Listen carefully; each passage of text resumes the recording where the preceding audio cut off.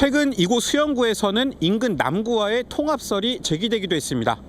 현실성 여부를 떠나서 인구 감소와 지역 경쟁력 약화라는 위기감이 기초자치단체에도 퍼지고 있는 모양새인데요. 최근 정부가 발표한 자료에도 지역이 살기 위해선 대도시 통합뿐 아니라 구군 통합 역시 고려해볼 필요가 있다는 내용이 제시되기도 했습니다. 강성태 수영구청장은 최근 인근 남구와의 통합 필요성을 제기했습니다. 1995년 남구에서 분리돼 수영구가 탄생했지만 인구 감소세에 접어든 만큼 장기적으로 재통합을 고려해볼 필요가 있다는 겁니다.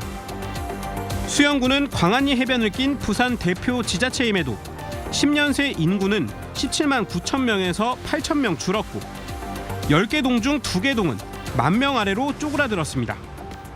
어떤 행정의 효율성 문제를 좀 더 진지하게 고민을 해야 될 때라고 생각을 합니다. 전문 영역에서 연구가 먼저 선행되고 그 연구 결과를 가지고 다른 구들도 상황은 비슷합니다. 지난 10년간 강서구 등 4개 지자체를 제외하면 모두 인구가 수천에서 수만 명씩 감소했습니다. 특히 원도심 4개 구는 다 합해도 33만 명에 불과해 해운대, 부산 진구 1개 구보다도 인구가 적습니다. 인구 편차 역시 더 커져 인구가 가장 적은 구와 많은 구의 차이는 마지막 행정 개편이 이루어진 1995년의 7배에서 지난해는 10배로 벌어졌습니다.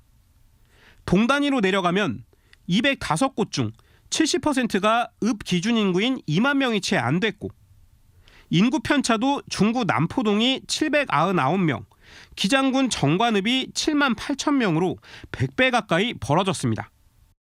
현행 체제가 계속된다면 자치구별 경쟁력은 떨어지고 행정의 비효율도 더 커질 거라는 게 전문가들 시각입니다.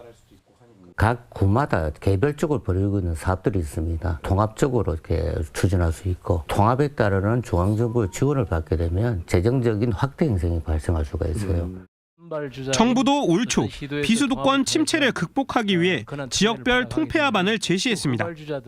2052년 청년 58%가 수도권에 살고 지역 인구는 25% 줄어들 거란 전망 속에 광역 시도뿐 아니라 시와 군 등 기초자치단체 통폐합으로 행정 효율을 높이고 자원을 집중화해야 한다는 결론입니다.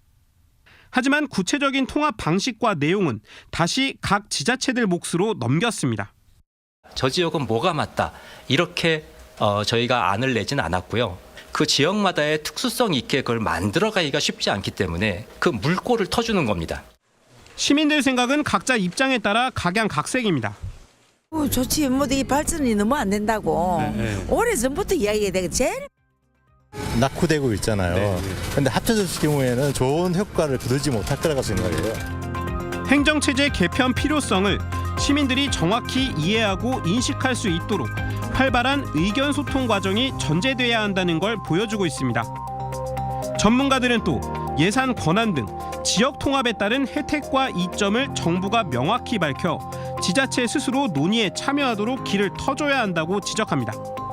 이슈 분석 송강호입니다.